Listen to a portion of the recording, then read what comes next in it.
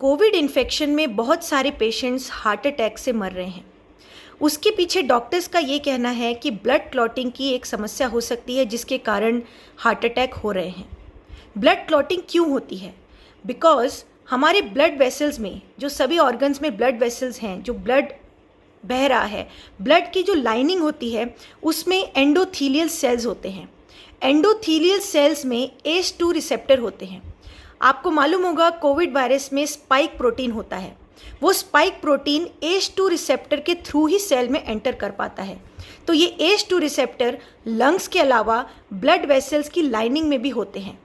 तो डॉक्टर्स का ये कहना है कि ब्लड वेसल्स के जो ये एंडोथीलियल सेल्स होते हैं, इसके थ्रू अगर कोविड वायरस घुस जाता है ब्लड के लाइनिंग के सेल्स में, तो उन सेल्स को वो डैमेज कर सकता है, वहाँ पे इन्फेक्शन कर सकता है या फिर उसके आसपास के टिश्यूज़ को डैमेज कर सकता है।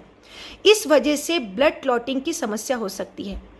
अब इसी वजह से डॉक्टर्स प्रिस्क्रिप्शन में एंटीकोगुलेंट मेडिसिन भी दे रहे हैं, जैसे कि ये मेडिसिन है रिवोरक्सेबैन, ऐसे ही एपिक्सीबैन है, डेबिगेट्रन है, वारफेरिन है, एसीट्रोम है।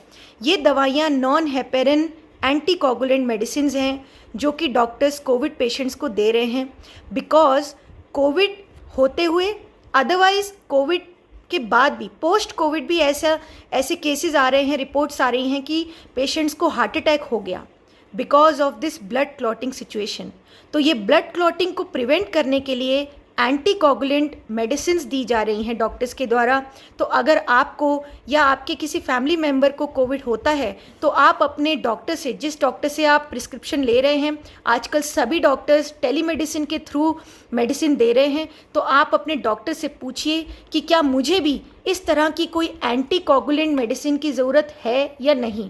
बिकॉज हार्ट अटैक के पीछे ये एक रीज़न हो सकता है। ब्लड क्लॉटिंग की समस्या एक तो ACE2 रिसेप्टर और स्पाइक प्रोटीन की वजह से जो वायरस डायरेक्ट सेल्स में घुस जाता है, वो एक रीज़न हो सकता है। दूसरा, हमारी बॉडी का इम्यून सिस्टम ही जो अगर वो हाइपर हो जाए, अगर इम्यून सिस्टम जैसे वायरस से लड़ रहा है और अगर वायरस से लड़ते हुए हमारा इम्यून सिस्टम हाइपर हो जाता है तो वो साइटोकिन्स प्रोड्यूस करता है।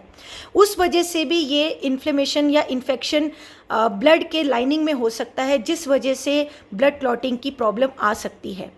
तो बहुत सारे रीज़न्स रिसर्च किए जा रहे हैं, लेकिन जो भी रीज़न हो, जो भी रिसर्च हो, लेकिन एंटीकोगुलेंट पहले से ही पेशेंट को अगर देते हैं और आगे कोविड 14 डेज़ होने के बाद भी काफ़ी डॉक्टर्स 21 डेज़ तक दे रहे हैं, तो आप अपने डॉक्टर से पूछिए कि क्या मुझे भी ब्लड क्लॉटिंग प्रिवेंट करने के लिए एंटीकोगुलेंट लेने की ज़रूरत है या नहीं। Because this can be a good preventive medicine for saving you from heart attack.